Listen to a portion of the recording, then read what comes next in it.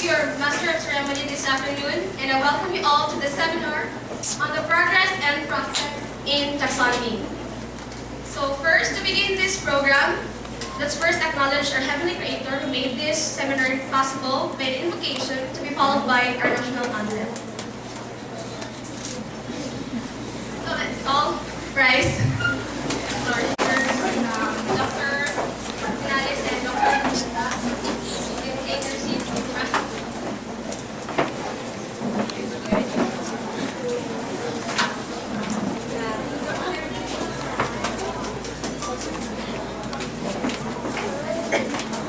So to start the program formally, let's hear an opening remark from our ever-dynamic Vice Chancellor for Research and Extension, Dr. Jinky B. Bernales. Let's give her a round of applause.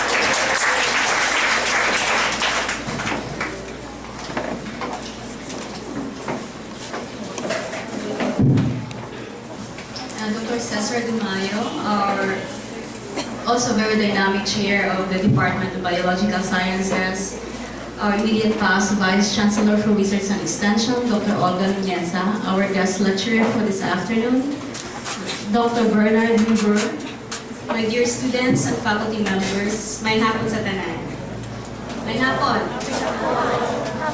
It is always a great pleasure to have a guest lecturer coming from the other side of the globe.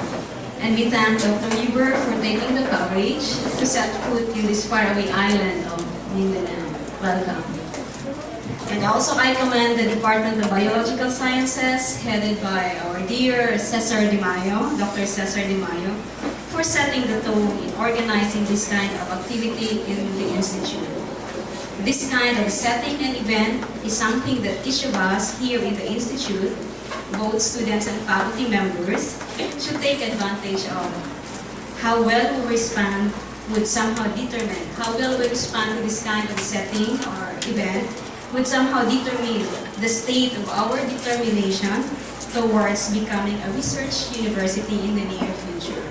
Working towards a research university is not a one-man effort, but it should be a team effort, both for the students and the faculty members of this institute.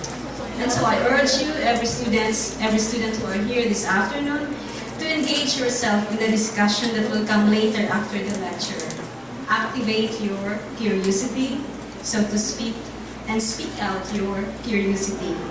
As Benjamin Franklin once said, tell me and I forget, teach me and I may remember, involve me and I learn.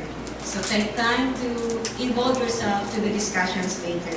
Before I close, let me commend also our immediate past Vice Chancellor for Research and Extension, Dr. Olga Nuneza, for actively engaging herself to collaborative researches, of which the current visit of Dr. Huber was made possible. And of course, to the chair of the Department of Biological Sciences, Dr. Cesar De Mayo, and to all the faculty members of the Biology Department, for all your active effort and support and cooperation to the Institute's mission and goals. So once again, may hapon sa tanan.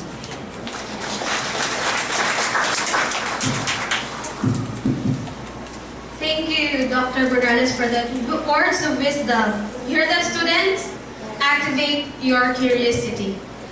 So hopefully, there will be some involvement after the lecture. So going on, let's hear a welcome address from our own chairperson of the Department of Biological Sciences, Dr. Cesar G. De Mayo.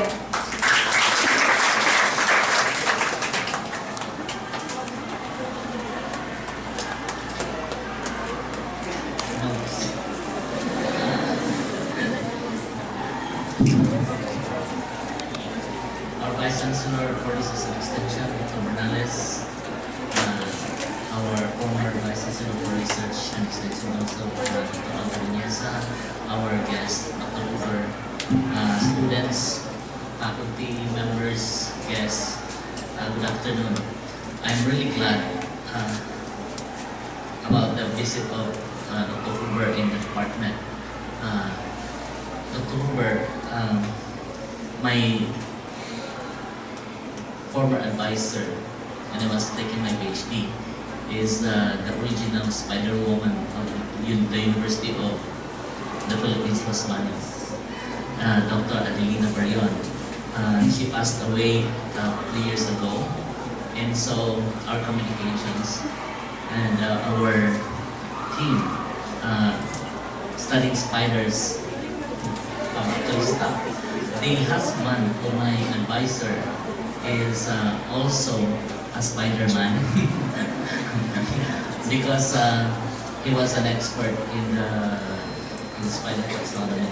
He was based at the International Rice Research Institute, and now he has retired, but he is still very active in the field of spider taxonomy.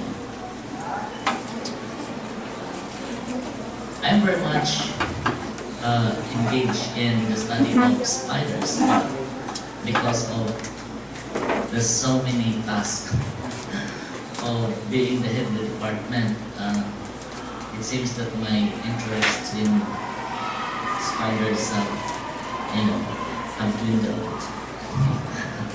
I have tried to collaborate with Dr. Gillespie in the University of Hawaii, but it did not materialize because I shifted some of my interests in other fields of research. But basically, I'm also an entomologist. Okay, so much for that. For that. Oh, I just would like to inform everyone that it is my pleasure and honor to welcome in behalf of the Department of Medical Sciences, especially from the committee involved here, the graduate students in the department, headed by Dr. Tambos and also Dr. Nuneza, welcoming you, Dr. Huber, to be delivering a seminar on progress and prospects in taxonomy. Taxonomy is quite, in my own opinion, when I was a student, I took several courses in taxonomy, and sometimes I have some problems considering that you have to spend so much time in the lab and also in the field collecting specimens, and most of my professors will require lots of specimens to be identified and named. So that's taxonomy. But later on, there are already made progress in the field of taxonomy, and that involves a lot of tools, from morphology to behavior to ecology to molecular biology, and even in the field of computational biology, trying to understand the evolution of organisms. And your visit here in Mindanao is quite interesting because your lecture today probably will open some interest in our students to be involved in the field of taxonomy. As you can see, the Philippines is a biodiversity hotspot, but the most abused environment is also here in the Philippines. Many of the Filipinos are not so keen about protecting the environment. That's the truth. And so, when natural calamities will come, lots of destruction, so we have lots of species being lost to natural calamities and also man-made activities. So they are lost even without knowing them and without even naming them. The topic for this afternoon, I believe, will examine or will be presented to you some new developments in the field, and I just hope everybody will be excited. Okay, and I hope you will be concentrating your attention on the talk of our guest speaker. Hindi nagchichismi sa likod, hindi nagchika-chika niya. Okay, so Once again, I would like to welcome you all, especially our guests. And I hope you are going to enjoy your short stay here in Manila. Thank you.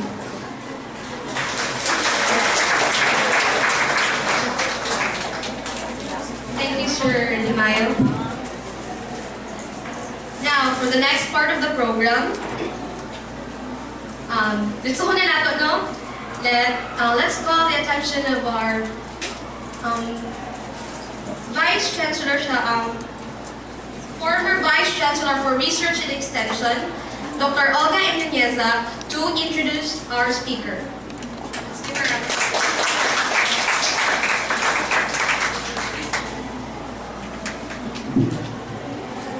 Good afternoon. Guten Tag. Our speaker was born in Austria, spent 6 years of his childhood in Colombia, and finished his PhD at the University of Vienna, Austria. His dissertation was on the function and evolution of genitalia in spiders. He completed 2 years of postdoctoral studies on sexual selection and spider genitalia in Costa Rica, and did 3 years of postdoctoral work in New York on revisions and phylogenetic analysis of New World and Australian full-seed spiders. Our speaker is well published, has a long list of publications in scientific journals, and is a peer reviewer for about 50 journals, like American Museum Novitips, Journal of Insect Behavior, Journal of Morphology, Journal of Natural History, and Journal of Zoology, to name only a few. His research interests are on the function and evolution of genitalia, with an emphasis on spider genitalia, character mapping on cladograms and morphometric analysis, which offer additional insights into the selective pressures that shape genitalia. The phylogeny and taxonomy of full-seed spiders. The ultimate goal of this line of research is a complete revision of the entire family and the level of genera. His latest major project was Full-Cause and Close Relatives. The effects of biases and constraints in taxonomic work on our understanding of species and biodiversity, variation in species, specific characters, sexual selection in spiders, and in particular, selection acting on spider genitalia. A recent focus was on asymmetric genitalia in insects and spiders. Our speaker is fluent in 3 languages: German, Spanish, and English. He is a first-time visitor to the Philippines. What brought him here is his current project entitled Southeast Asian Full-Seed Spiders, Diversity, Phylogenetic Relationships, and Multiple Convergent Shifts Among Microhabitats, Part 1, the Philippines. The project is funded by the German Research Foundation.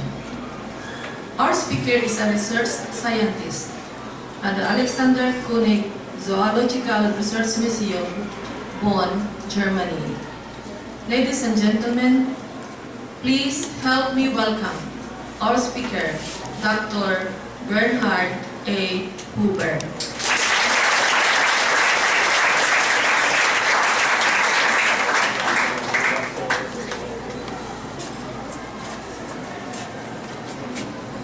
Hello everybody. Thank you so much for this very warm welcome. I must say I'm a bit overwhelmed, not least by this huge crowd. That's not what I expected. It's very nice to be here. I'm very happy to be in the Philippines. As Olga said, it's my first time here in the Philippines. And I'm very honored to be invited to give this talk here in this. And thank you very much to the students who prepared this very nicely done. So when I prepared this talk, I thought, of course, I should speak about the spiders I have worked on for almost 20 years now, but I should maybe wrap this in a more general, in a topic of wider interest, a more general topic, and so I came up with this title here, Progress and Prospects in Taxonomy, and the undertitle, What is our goal and are we ever going to reach it? So when you scan the recent literature on this topic, you can distinguish two very alternative or almost antagonistic views on the subject. One, the next slide please, one is a very optimistic view and the other is rather pessimistic. So the pessimistic view builds on the fact that taxonomists have described maybe 10 or 20% of the world's biodiversity in the 250 years since Linné. So about 80% is left to do out there somewhere. Then all sorts of prerequisites are increasingly difficult to access, like funds or academic positions, permits for collecting and export, and so on. The next point is that we live in an age of extinction. This was already mentioned also. Species are disappearing faster than we can even describe them. And the last point is that taxonomy, some people contend that taxonomy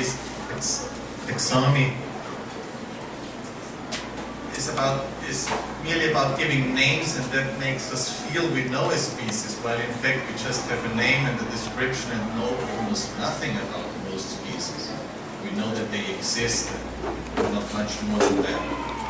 On the other side, we can see a very optimistic quality. Yes, we can position very self-confident, which builds on impressive numbers of species described every year, at the moment between 8,000 and 18,000 species every year, depending on the number of synonyms. On supposedly increasing rates of species descriptions by increasing numbers of taxonomists. I say here supposedly because it's not so clear what the taxonomist really is. In recent years, of course, you have many co-authors, some people who help in field work, other people who do the molecular stuff. They are all co-authors, but they are not necessarily taxonomists. So whether you count them or not, you will have very different numbers of taxonomists. But apparently, it's increasing, especially in countries like Brazil or China. It's actually decreasing in America and Europe. And then there is, of course, an ongoing development of infrastructure and technology that's that's increasing the rate at which we can describe new species. So now, before I go into the actual topic of how do we estimate the unknown biodiversity and how do rates of description develop and change over time, I would like to present the spiders that I worked on. So this will be my example. I won't talk about all animals or all organisms, but about false spiders. So I'll give you a brief overview of what false spiders are, the position among spiders, where you find them, in which habitats. I'll say a few words about the phylogeny of the group, diversity and distribution, something about falsies in the Philippines. Not much has been done on that point. And then I'll pick a few interesting, in my view, interesting stories about falsies natural history, about the biology of these things. So here you can see a tree of all spiders. It's actually not all spiders, but most families are included in this tree. And falsies is just one single family of more than 100 families, so it's actually a very small segment of spider diversity.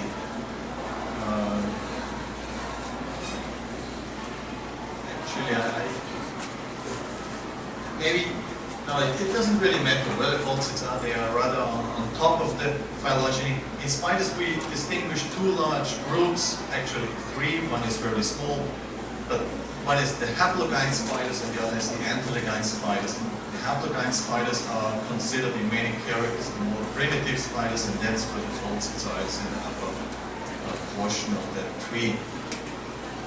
So falsids are in the group of haplogynes and currently count about 1,400 species. So this is just to demonstrate that it's just a tiny segment of spider diversity.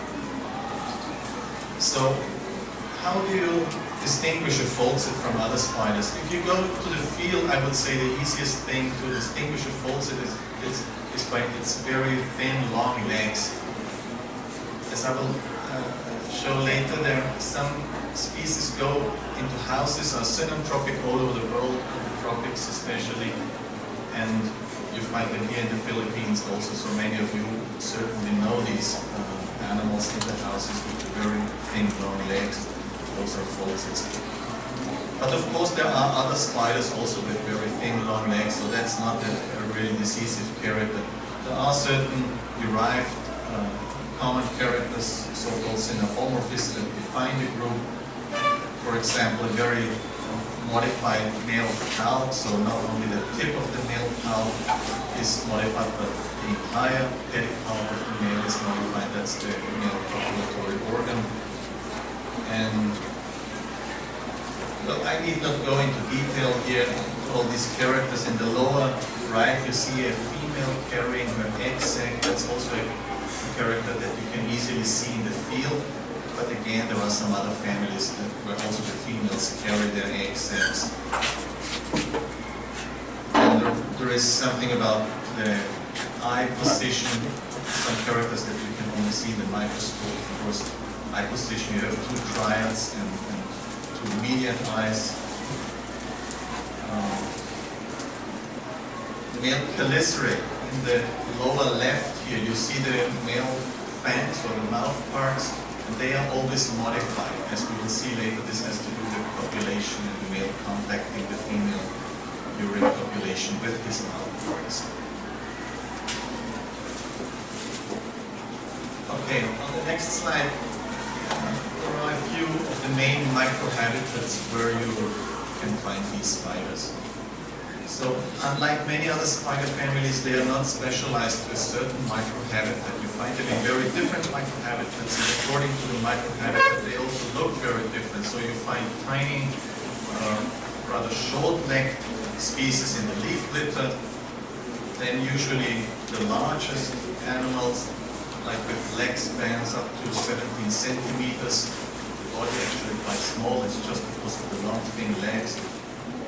In hollows or caves or any protected cavities like under rocks or between large rocks and so on. And then there is a group or a guild that lives on the underside of green leaves. So when you turn around the leaf, you can see the usually greenish, very delicate spider sitting on the leaf, usually with a web, but it seems like without a web. We'll see that in a later slide here. So what's very typical about falsids is you don't easily see them. When you go into the forest, there are some spiders that you see immediately, like the orb weavers. This poster, the web is from an orb weaver. That's a completely different family. So that's the spiders you immediately see because they build these very obvious webs everywhere. Falsids are very cryptic. So it's not easy to find them. You have to get your eye trained on looking for them, getting used to how they get cryptic. For example, by pressing their bodies against the tree bark with the mosses, they become almost invisible. So one technique I use to find them is just to blow on tree barks. It looks like I'm crazy standing in the forest blowing on tree bark, but then the spider starts to move a little bit and then I see it.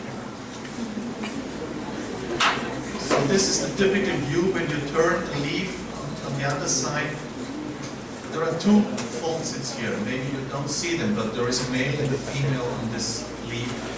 So when you look from below at the leaf, like for example a bird would look at the leaf, and the bird can turn the leaf so it looks from below against the light, you will never see any spider on it. They are extremely cryptic, so you have to turn the leaf, put it against the dark floor of the forest, and then when you look carefully, you can see the spines.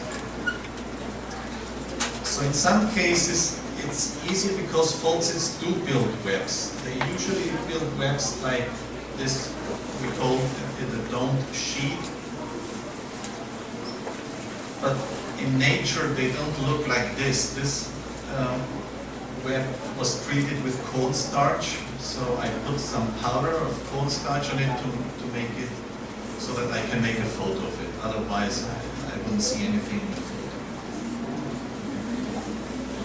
So, as I said, most falsids build webs and most build a dome-shaped web, but it's often modified. So the dome may be attached to the underside of a leaf, and then the spider sits on the underside, on the apex of the dome under the leaf, and the dome extends, for example, only to one side, like a whale or a sheet. In the lower left, there is a web that is of a genus that also occurs here in the Philippines. I hope to find this here, and I'll talk about this a little bit later. On the right side, you see two webs that are very reduced. They are only like a few lines on the other side of the leaf. So when you just turn the leaf and look at it, you don't see any web. So only when you put cornstarch in it or something, then you see there are very fine threads on the web. And of course, in the leaf litter, they also build webs. They even build their little domes, but the domes are just 2 or 3 centimeters diameter. So it's very tiny. And when you turn the leaf from the leaf litter, you usually break the web. So finding falsids is usually going to the ground, turning leaves, one leaf after the other. I mean, you can of course do it with traps. You can borrow 100 traps in the ground, but then you will collect about 1,000 insects for one falsid.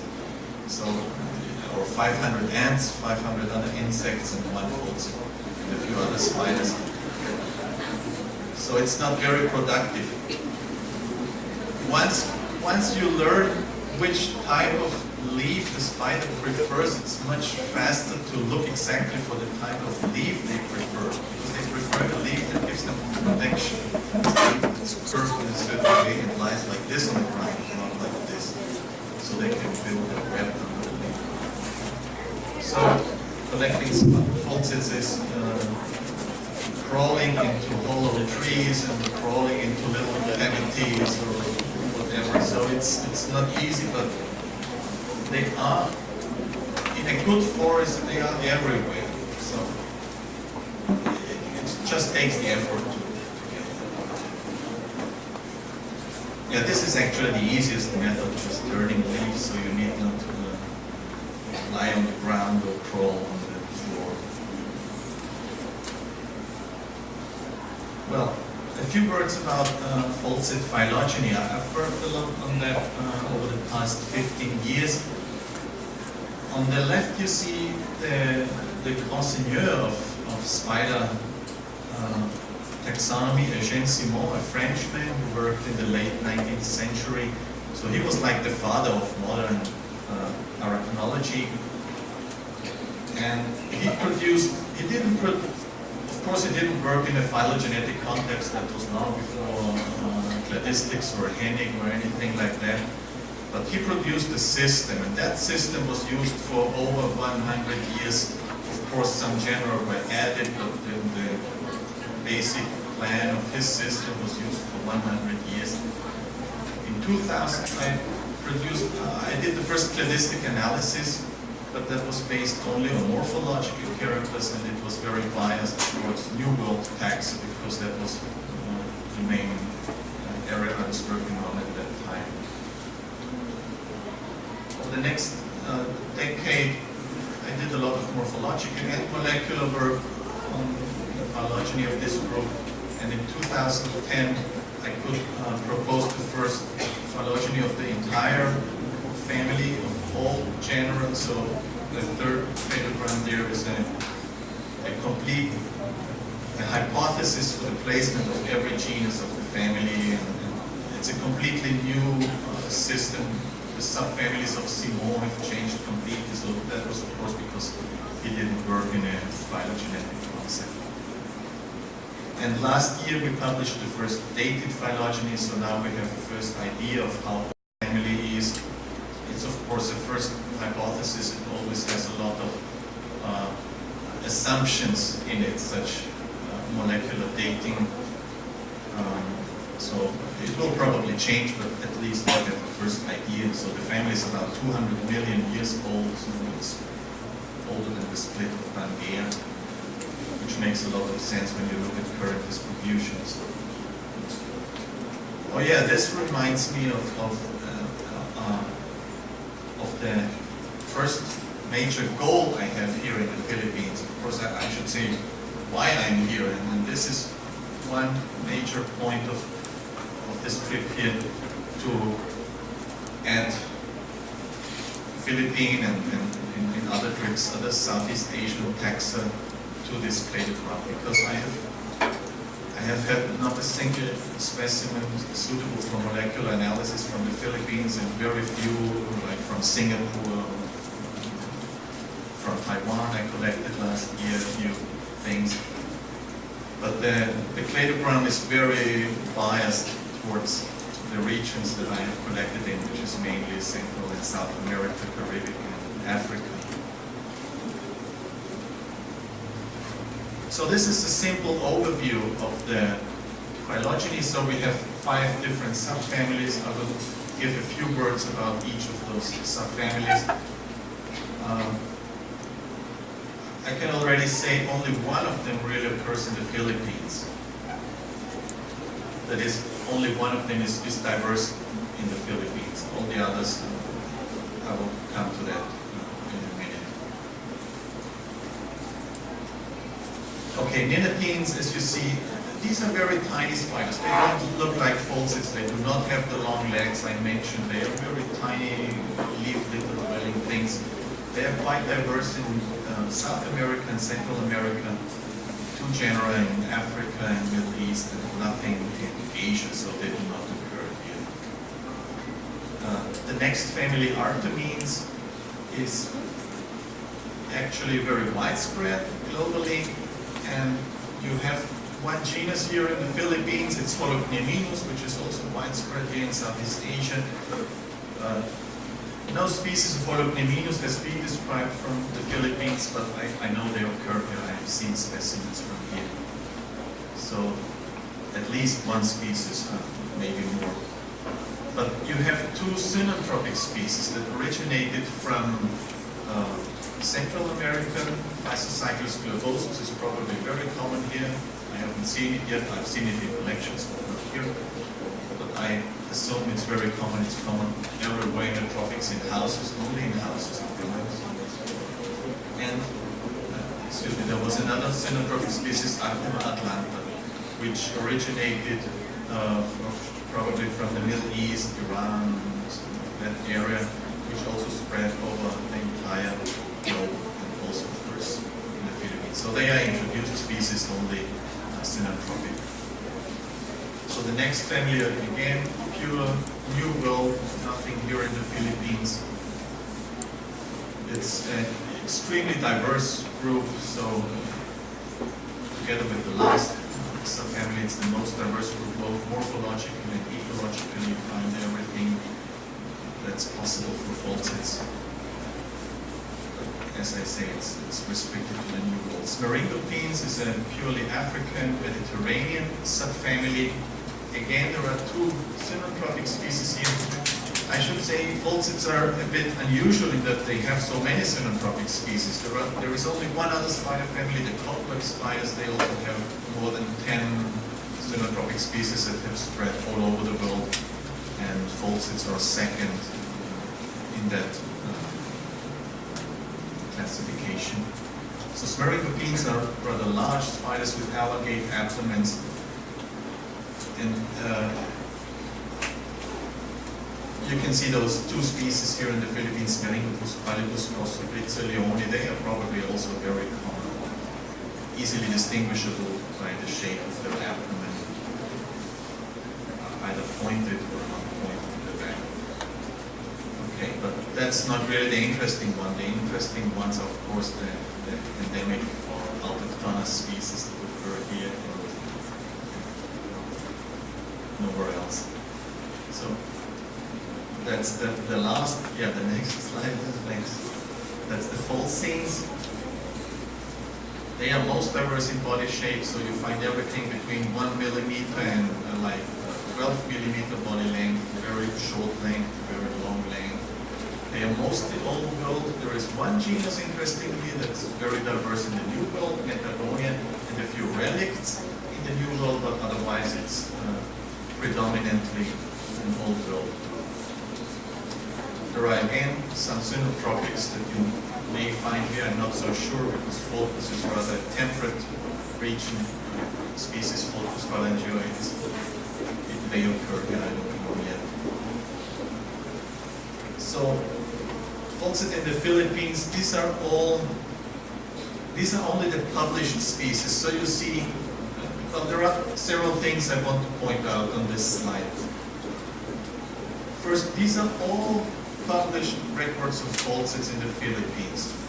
And you see there are huge empty gaps. And I'm absolutely sure this is an artifact. So I'm sure anywhere you go, you can make a dot. I mean, you need some forest, of course, more or less well-preserved forest, and you will find endemic species of Folcets. So this, of course, does not include the synanthropic species here. So the second point is, I grouped the species into 3 groups there, and you see that only 3 people actually have worked so far on Folcets from the Philippines. That was Eugène Simon. This father was modern arachnology. He described 4 species. Actually, he visited the Philippines, which was a major thing in 91 or 92, something like that. He visited the Philippines. Only Luzon, the Manila area, he collected there. And he described 4 species. Then Telemann Reinhold, who worked a lot in all over Southeast Asia, she described 2 species, and I described a few species as well. That's it. So there is probably a huge diversity out there just to be collected and described. And the third thing I want to point out is those 4 taxa that are bold, in bold letters here. Those are type species. So the type species is like the type specimen for a species. It's like the voucher for the genus. When you talk about the genus, where it's placed phylogenetically or whatever, you need to include the type species.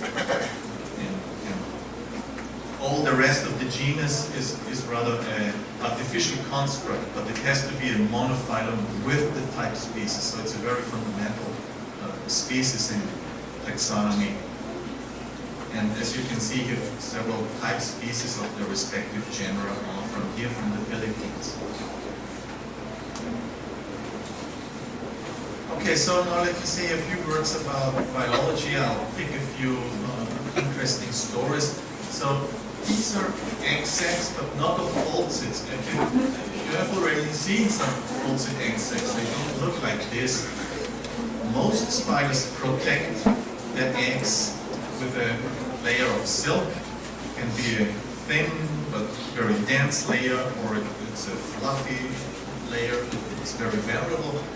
So they protect their eggs from a variety of adverse conditions, so like from insulation or from rain, but mostly from egg parasites actually. Little wasps that have specialized on spire eggs and that have specialized to their morphology to go through those silk sheaths to get to the eggs.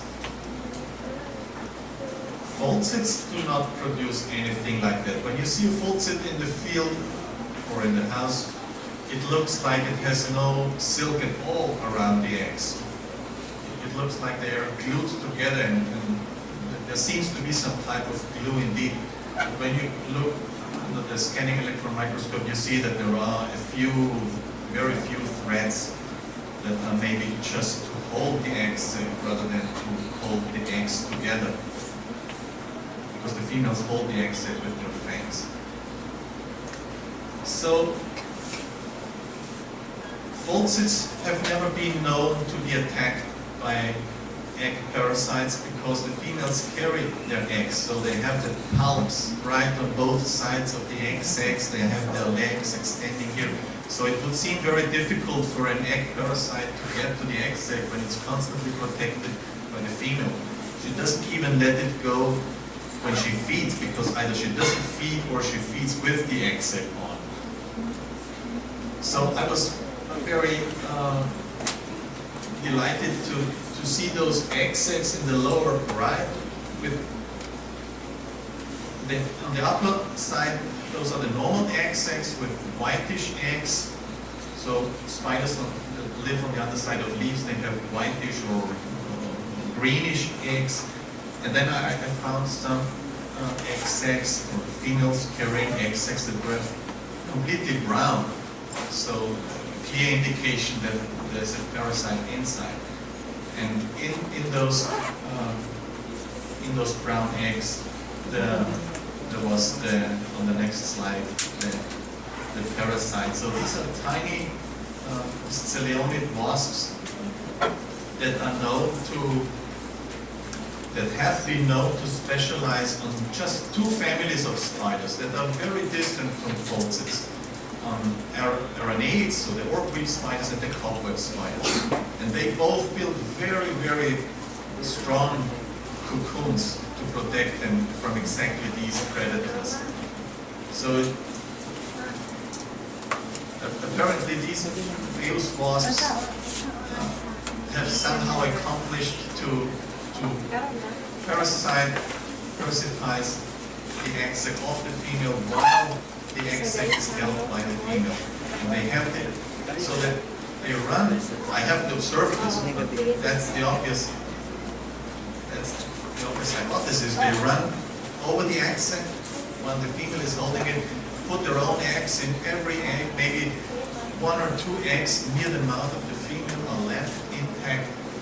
And then they make the entire development within those egg sacs that are protected by the spider. So the female spider protects her enemies because she doesn't know that her eggs are parasitized until they emerge. So they make the complete development in the egg and emerge like this. They are wingless wasps. So another story that's also very fascinating concerns just some hairs. May not seem too fascinating, but it's about sticky silk. So you know that spiders produce sticky silk, of course, but not all spiders produce sticky silk. It's mostly the entelegite spiders, which again are very far from the Pholcids. They, like these orb weavers, they produce the sticky spirals. Right? So they produce this silk to catch prey, but they try to never touch this silk. So they have the radial lines in the web that are not sticky. And when they run on the web, they do not touch the sticky spiral, but they only run on the radial lines. Because they themselves, they would get stuck in their own sticky silk. But there are 2 families of spiders, and one of them is Pholcids that use sticky silk to wrap their prey. So, and when you wrap your prey, you need to manipulate the silk with your legs. So they do it with the 4th legs, only the 4th legs manipulate the silk and kind of pull it out of the spinneret and pull it over the animal. They do it like this alternatively. So they have to touch their own sticky silk and not get stuck. And the way they do it is with specialized hairs, these so-called comb hairs. The other family has exactly the same thing, convergently evolved, same kind of hairs, also only on the 4th legs to manipulate sticky silk. So when we map this,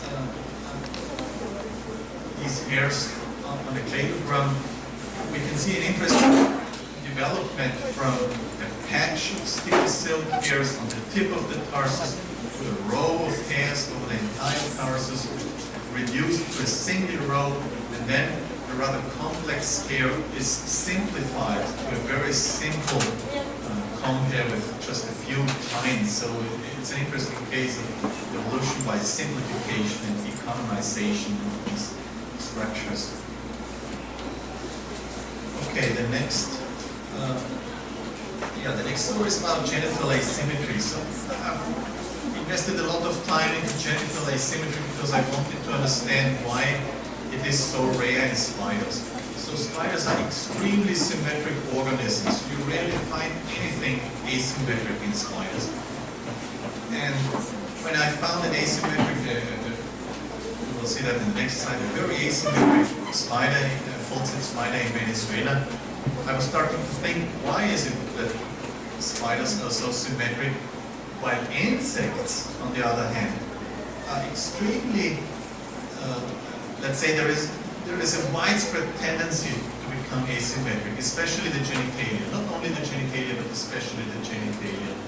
So in many groups, like in beetles, in flies, in lepidopterans, in true bugs, and several other groups of insects, you have multiple convergent evolution of asymmetric genitalia. So it's not just evolved once, there is a tendency to evolve asymmetry again and again and again.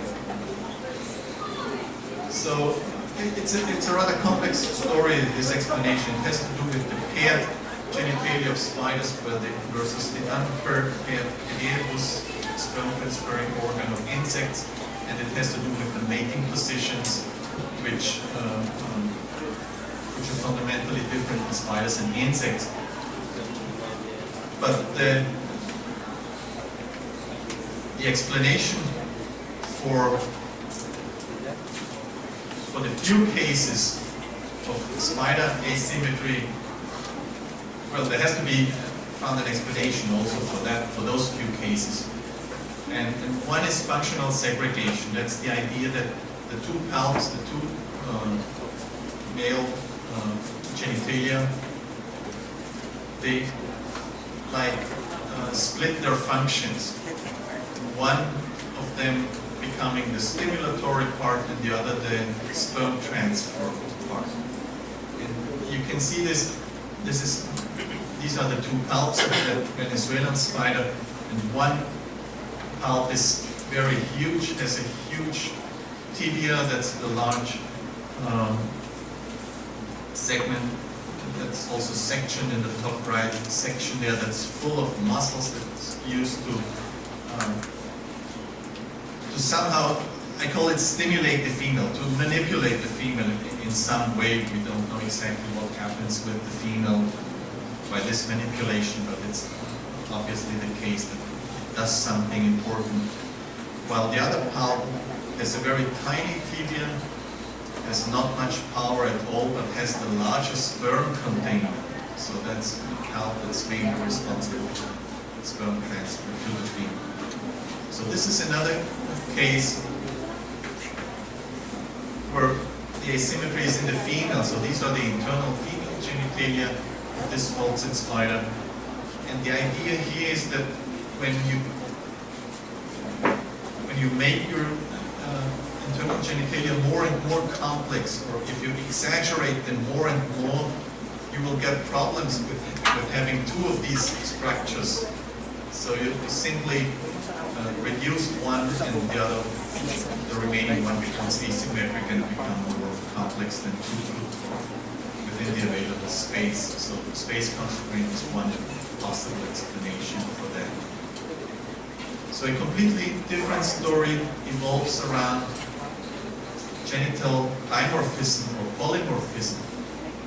So when you try to identify insects, or actually all animals with internal fertilization, you will get to a point where the key directs you to genitalia.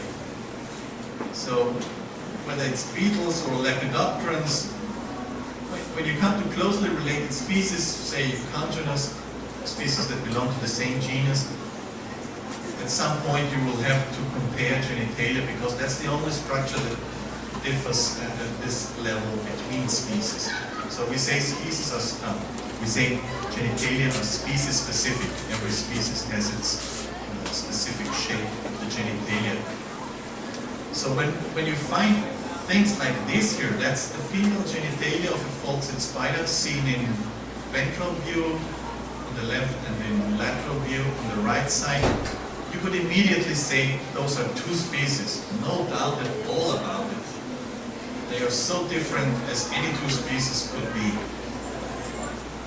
But we found only one kind of male, so that didn't fit really. We found two species of females, two species, only one male.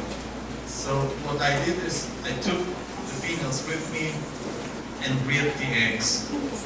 And on the next slide, you see what happened here.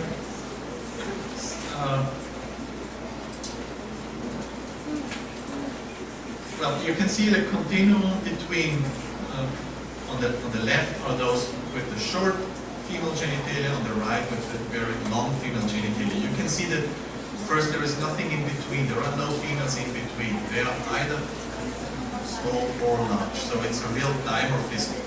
And you can see the first line, the M is the mother, and on the first line the mother was a mother with long genitalia, and she produced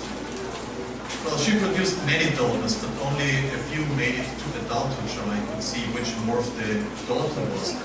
She produced 4 daughters of the same size that she was, well, the genitalia of the same size, but she also produced 6 daughters of the other morph. Then in the second mother, only 2 daughters survived to adulthood, and they were both of the other morph, so both of the tiny morph. Then the third mother, she was one of the tiny morph. She produced 3 daughters of the same and 2 of the other, of the large morph. So we can see very clearly it's a dimorphism. It's one species. Clearly that explains why we found only one male, of course. So we have no idea how common this phenomenon is. So in the literature, there are maybe 5 or 6 cases all over insects and spiders. It's extremely rare. Why is it so rare? It could be that we are simply biased against discovering this, because when we say genitalia are species specific, we will say, okay, these are 2 species, unless we start collecting larger samples and seeing where we find only one male, there must be something going on here. So sexual selection is another interesting topic I've worked on quite a lot. So sexual selection, of course, was Darwin's explanation for characters that we couldn't explain by natural selection, that seem to contradict natural selection. So that there must be a selection that favors things that are not really useful to survive. What comes to mind, of course, exaggerations like in many male birds or in antlers and so on. And we find, of course, such exaggerations also in spiders. In the next slide, we have such an example of a false-head spider where the males have much longer abdomens than the female. Usually in spiders it's the other way around. Usually the males are smaller and the females are larger because they produce the eggs, and at least when they are full of eggs they are much larger, or can be much larger than the males. In this species here, it's the males who have the larger abdomen. So it's a very weird thing. And the other observation here is that it has an extremely high allometric value. Allometric value means that when the spider, when one spider is twice as big as the other spider, one specimen is twice as big as the other specimen, its genitalia are not twice as big, but 3 times as big. So that's positive allometry. So here we have a positive allometry of 3.7. That's an extreme value, and it's a very strong indication of strong sexual selection on male abdomen size. So it would be an interesting thing to examine exactly what they do with their abdomens. Of course, there are always two alternatives. It's either male fights or female choice. So they might try to impress females with the long abdomens, which is very unlikely because falcons, like most spiders, have a very poor eyesight. I don't know any other means how females could evaluate male abdomen length. So one idea is that males fight with their abdomens, which sounds crazy, but it's a hypothesis, and it's a nice idea, I think, to go to the field and just observe them fighting. Another thing that has more to do here with the Philippines is eye stalks. So many falcons, like the one here on the right, have very long eye stalks. And we know from several different families of flies that eye stalks in these flies are used for male combat. So males put their eyes against each other, and whoever has the longer eye stalks is almost automatically the winner. So in falcons, we just have the morphology, the extreme morphology, but nobody has ever observed what they do with this. It could be used, of course, during copulation, but it could also be used for fighting. So it's just a matter of observing. In the next slide, we see that eye stalks have evolved several times convergently, but interestingly, not everywhere in the falcon tree. And it's mostly in falcons. That's exactly the group that's common here and diverse in Southeast Asia. They have evolved several different types of eye modifications. And one of these groups is endemic to the Philippines, only occurs here in the Philippines. And that's one. The second point here of the major goals. I want to do observations mainly in Luzon in the second part of this trip. Just put males together in a female web, for example, and see what happens.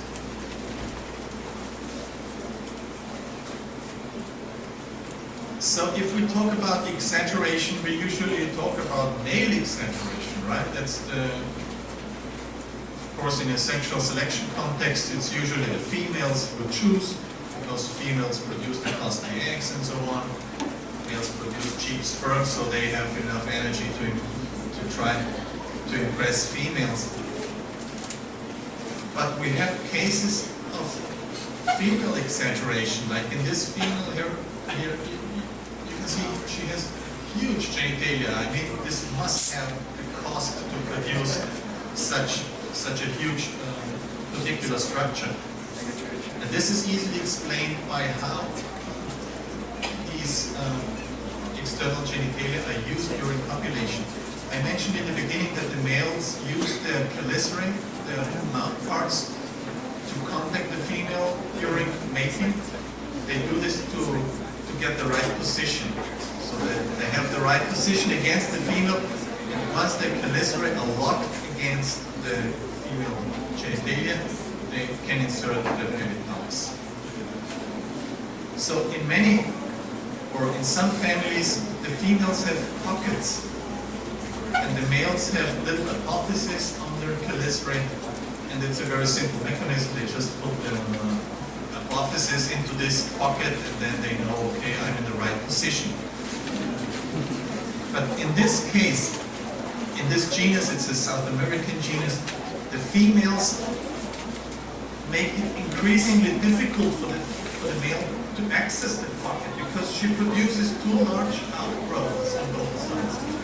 So that forces the male, evolutionarily spoken, also to elongate his apophysis.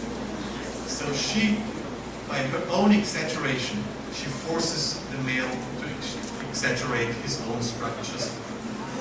So I find this a very nice story because it demonstrates the likely advantage that the female has, because the female will incur these costs only if she has an advantage by being choosy, by forcing the male to exaggerate.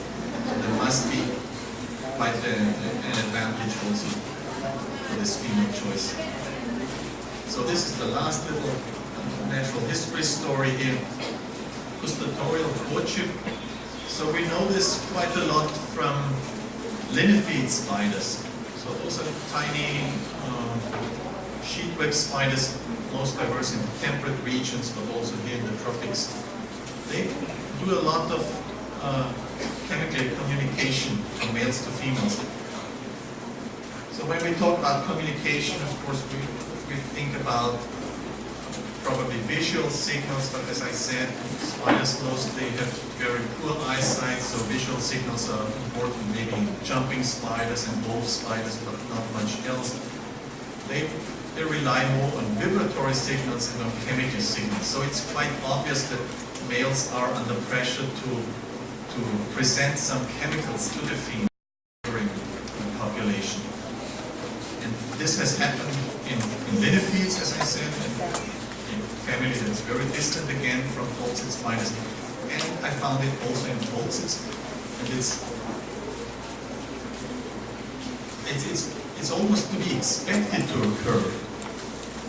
Because when the male gets in contact with the female, as I just explained, with his chelicerae touching her epigyne, his eyes or his entire front face is in contact with the female and gets very close to her mouth parts.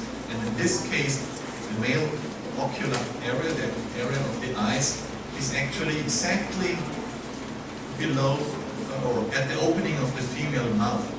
So he is under kind of pressure to influence the female also in this with this part of his body. That's exactly what this species here does. He has a modification in the eye area that's full of gland pores where he secretes secretions that are secreted during copulation. So we don't know exactly the physiology, we don't even know what the chemical is, but it's obviously a chemical that is intended to manipulate the female, whether it causes her to mate longer or to use the sperm or not to use the sperm, we don't know. Okay, so much to my rather large digression to false biology, and to come back to the original question about species estimation and species description rates. I'd like to start this with a historically rather funny statement by a famous arachnologist, French-American arachnologist. And he was quite optimistic that when we do some effort and describe 2,000 species, then we will know the whole world's diversity of spider species. So the current estimates are obviously closer to reality, but as you can see, the range is extreme. So from the current estimates range between about 76,000 and 170,000. So it really demonstrates that we don't really know how many spiders are out there.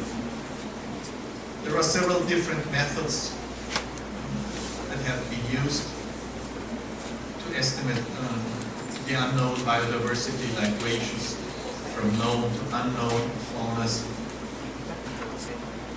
So I mean, when you compare for example, the mammal fauna of, I don't know, Europe and New Guinea, which is relatively well known even in New Guinea, then and you assume that the same relationship exists between mite faunas, for example, which are essentially unstudied in New Guinea but fairly well studied in Europe. So you can have a very rough first idea of how many mites might occur. It's of course a very broad error. Extrapolation from samples, that's the method I've used and will present in the next slide. Relationships of body size and species number, so there's a very nice relationship between size and species number. So the tinier the species, the more species are in the group. So mammals and mites are in that sense a really bad comparison. rates of species description. Yeah, you can see, but that only applies for groups that are relatively well studied. When you see a curve that's approaching a level, you can calculate or estimate where it will stop increasing. That may be used, for example, birds and mammals, maybe planets, butterflies of certain regions, of course, well-studied regions, you can use that. But in most groups, it's a very deep increase, not approaching an asymptote at all, as we'll see immediately. Then species turnover, that's like an extrapolation of samples method where you collect different localities and see what turnover, and then you extrapolate that to the whole region or to the whole world, whatever. Expert opinion, of course, is a very subjective method. So what I did is, in the next slide, I started doing mega transects. So I just collected across the Atlantic forest in Brazil. That's a forest along the Atlantic forest, a relatively narrow described forest, but extremely diverse and almost 3,000 kilometers long. Then I did like east-west transect across Africa, so this was 6 expeditions, it was not one complete trip. And I did a similar thing in the Caribbean, only Cuba, Haiti, and Dominican Republic. And the interesting thing is that the percentage of new species in each of these regions was extremely similar. So in the Atlantic forest, you can see it was 80% new species. In tropical Africa, 74%, and the Caribbean islands, it was 78%. So very similar levels of new species. And the curves, I put only one cumulative curve of species, total species and new species discovered per field collecting date, and you see it's steadily increasing. There is no asymptote at all. So you can go on and collect, and it will be probably around 80% in the tropics that we find new species of faucets. Okay, so if we extrapolate that based on the numbers of described species, before major descriptions of the taxa that were collected during those transects, which was about 1,000 species in 2008, then this suggests that we have a global total of about 4,000 to 5,000 faucets. As I said in the beginning, there are currently 1,400 species, so there are about 3,000 and a half more to be discovered and described. So my plan for Southeast Asia in general, where this trip here in the Philippines is only the first, is to do this kind of transect also for this area of the world. I don't expect anything much different from tropical Africa and tropical America. It's probably very close. Well, that's my impression from what I have seen from the collections that are available. It will be a very high percentage of new species as well in this area. So this is the third major aim of this trip to the Philippines in the following trips. So if we look in the next slide on rates of descriptions, we see that it has been almost an exponential increase. But when we take the current rate of about 570 species per decade described, that would result in just 40 to 60 years left to describe the remaining of the 4,000 to 5,000 species that are out there. So the question is, what does it take to do that? I mean, does it need sophisticated molecular techniques, or does it just need people to do the work? So My idea is it just needs active taxonomists. So what is an active taxonomist? I need to explain a little bit what I mean. So the global estimate is that we have about 6,000 to 47,000.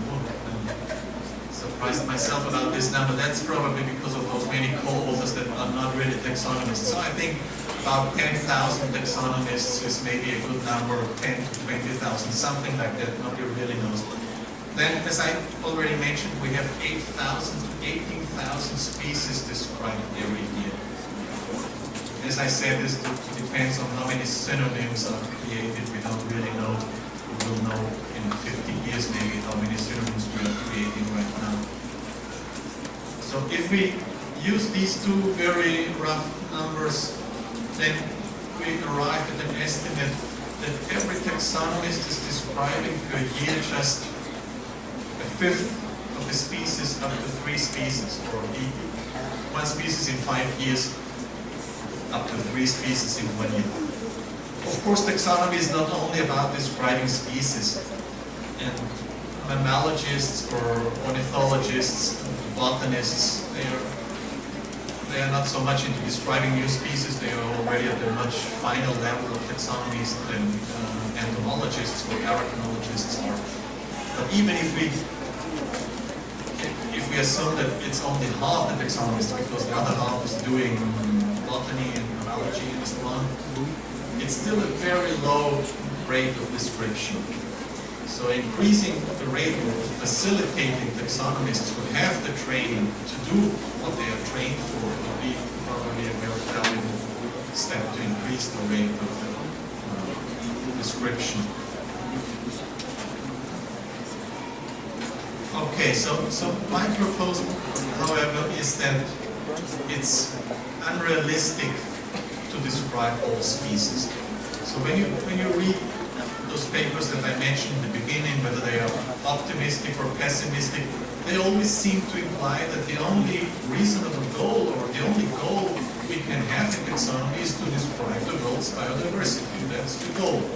And I have here 2, or actually 3 points why I think it's justified to have a different goal, to have the majority, 50% majority as a goal. My first point is that the rate limiting step in taxonomy is the collecting of new species, and that will be increasingly so. So, like 50 years ago, any generalist collector could go into the field, collect everything, spiders and insects, and he got many, many new species. Now, if a generalist collects into the forest, you will collect the same species again that the generalist collected 50 years ago. So you need more and more the specialists who look exactly for their species and know exactly the microhabitats and how to find them, how to distinguish the adults in the field and so on. You have to go to increasingly difficult areas because the easy areas, they have been collected fairly well in most cases. But there are areas where simply nobody will go. Nobody will go to Angola. It's just too dangerous to go into the forest in Angola. So it's just unrealistic to expect that anybody will do a good sampling of anything in many places, not only Angola. So it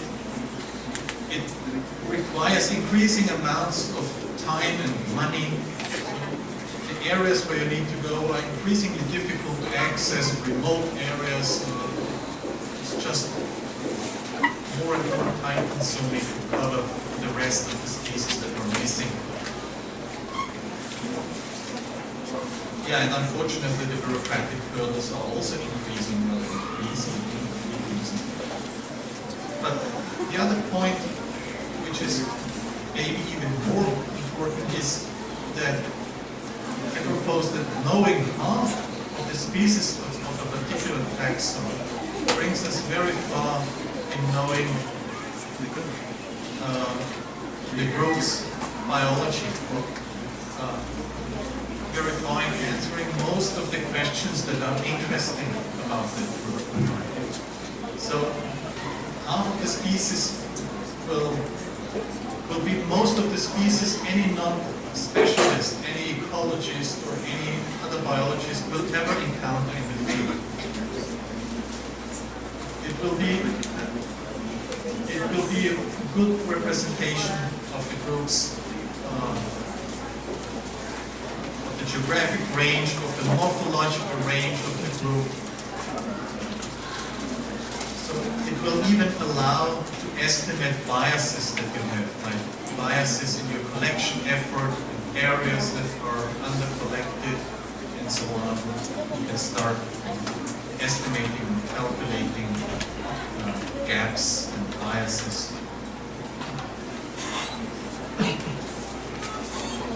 So that half of the species probably reflects the basic patterns of the natural history of the group, and it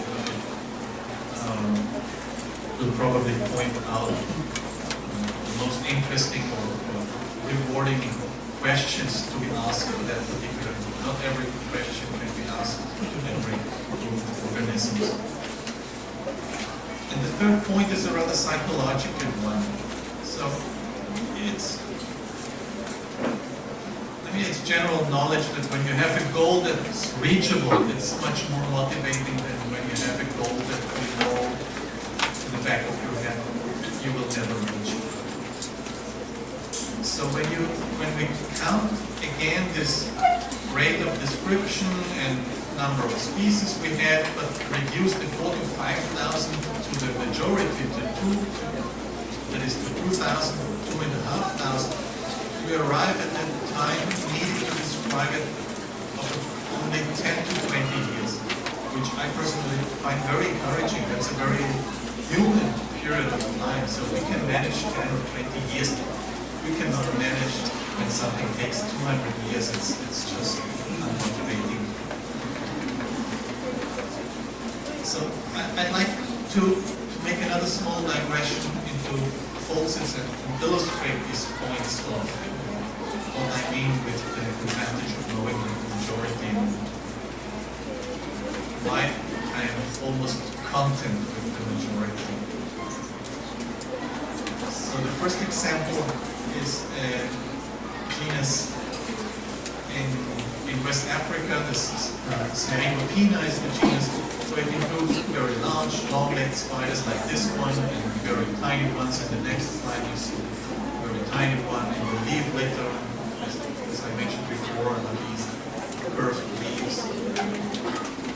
So a few years ago, in the next slide, this was the situation actually 2 years ago. So the genus was erected in 1957 by Krauss. He recognized 6 species and he had only 8 specimens available. So really almost nothing.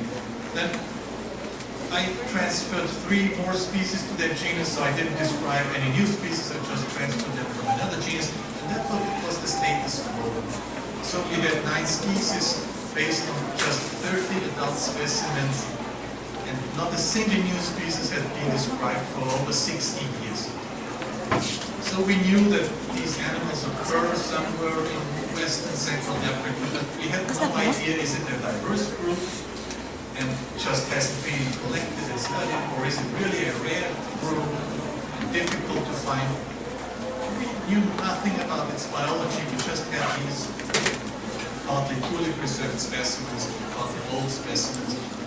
So it was basically names that were in the literature, but nothing, no biology behind those names. So I did 4 trips in this region and collected more than 1,000 adult specimens from 26 species. To that I added all the material I could get from other institutions, which added up to 44 species and 35 of them new. So I got the 9 old species plus 35 new species. So, of course, it's not complete. I don't know how far we are from complete. I guess it's about half of the diversity. But now we can start describing the group, we can characterize the group. We have an idea about the phylogeny of the group. This is the first phylogeny. On a species level, we can see that certain species groups have regional distribution. Some are restricted to West Africa, others are restricted to Central Africa. We can talk about the relationships, about the hypothesis. It's a preliminary tree, of course. So these things can develop, but at least there is a basis on which we can start talking. Next slide, yeah, shows you can now place the genus in other among the closest relatives in the subfamily Smelingopene that I already mentioned. So the sister group is Sub-Saharan, also tropical Africa, and these two again are related to more northern Sahel and Mediterranean group of spiders. So the next slide, yeah, this is quite interesting because it shows that the distribution of this genus coincides very nicely with the so-called Guineo-Congolian rainforest, which is composed, which can be divided into three parts: Upper Guinea, Lower Guinea, and Mongolia.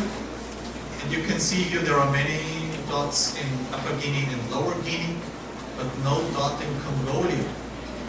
And that's interesting because there are quite good collections, at least along the Congo River. Otherwise, Mongolia is not so accessible, but along the Congo River there are good collections, and there is not a single Smelingopene. So I do not expect Smelingopene to occur in Mongolia, but I definitely expect it to occur in Congo Republic, which is the country left of the Sangha River Valley. No, yeah. So because this Congo Republic has basically not been collected at all. It's also one of those rather dangerous countries. And so I collected in Gabon, which is the next neighbor, what's the left, and found many species. So I expect that the same diversity continues into Congo. But then there is this Sangha River gap, which is a prominent gap from many animal types, and that's probably the real biological border of Smelingopene, and why, and the reason that it has not been found further east in Mongolia. So we can start to think about the gaps in our knowledge. So we can start to think about distribution patterns. So they are not evenly distributed along West and Central Africa, depending on where we set the limit. That's also not so clear between biologically sensible limit between West and Central Africa. It's either the Dahomey gap or the Cross River gap. But anyway, we see that West Africa has much fewer species than Central Africa in approximately the same geographic area. And in the next slide, we see what's the probable reason for that. When we plot the ranges of species in West and Central Africa, we see that West African species have much wider distributions than Central African species, so that refers only to this genus Smelingopene, of course. And on the right side in the graph, you can see that spiders who tolerate disturbed habitats, so species that are not confined to well-protected or primary forests, have much wider distribution ranges. So this fits very nicely with the idea that West Africa was influenced much more severely by Pleistocene area by aridification. So most of the forests of West Africa disappeared or were very degraded during the last glaciation, whereas in Central Africa there were, so that the botanists with the pollen analysis tell us that there were always wet, humid forests. So they could the endemic, the small-scale endemics could survive in Central Africa, but not in West Africa. In West Africa, only the widespread species that tolerated arid conditions have survived. Even though now there are good moist tropical forests also in West Africa. Yeah, we can also start to think about the biology of the group. I mentioned already those chelicerae that touch the females. It's the same thing again. It's Merigopina. They are very species specific, so every species has its very characteristic chelicerae. And so it's of course predicted for this group also that they have exactly the same mating position as other falsids do. In the next slide we see from a few simple photos that this is indeed the case. They have exactly this position where the male contacts the female with his chelicerae, and actually with his entire frontal face. And this explains why not only the chelicerates Merigopina are often modified, but as we can see in the next slide, also the entire clypeus. Clypeus is this frontal side between chelicerae and eyes. And even the eye, the ocular area is often modified, probably in connection to the same mating position. Okay, this is the last story about Merigopina here. Genital damage. Genital damage has received a lot of attention recently because in some groups it has been experimentally shown to be a male strategy to manipulate females in the way that females refrain from remating, for example, if the genitalia are damaged, or they do not remate as rapidly as they would without damaged genitalia. So it's a male strategy to damage the female to favor his own sperm and not the sperm of other males. So genital damage has not been known in any falsids, but I found it in one Merigopina species, and it's quite, I mean, the sample is very small, of course. It was a taxonomic study. This is just, so from this, the actual biological study will only start. So this is only the first observations. I had only 20 females, and I saw that 15 of these 20 females had damaged genitalia. They had these little scars that you can see there where the arrow is.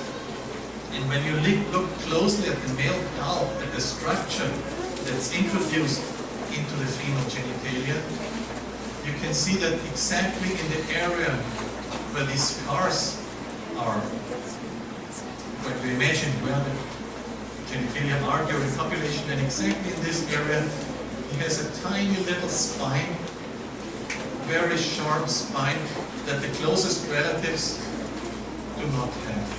So only this species has this spine, obviously, to damage the female. So this is what I meant with it provides information to look into more detail in many biological details that you wouldn't think of otherwise. So I wouldn't have expected genital damage to occur in falsids at all. Okay, the other example, which will be much shorter, is one that has more to do here with the Philippines. Belisana in 2004, it was a tiny genus. Again, we knew basically nothing about it. We knew that there are two species. One was the type species, more than 100 years old, from Myanmar, and another species that I described from Australia, which is quite far from Myanmar. So it was a strange distribution for a genus, nothing in between. So I looked through many collections, and the next slide shows the example of that division. Again, there are still huge gaps. I'm sure that wherever you go, even here in the Philippines, I'm absolutely sure there are several species of Belisana to be described. There are much larger areas, like in New Guinea, where probably many species are still to be described. but at least now we have an idea of what's the distribution. In Australia, it probably doesn't go further south because it gets too dry, so it's a tropical genus. In China, it actually does go a little bit further north than this map here, which is from 2005. Chinese colleagues have described many species recently, so now we are at almost 100 species. And probably people to help. And well, thank you very much for your attention.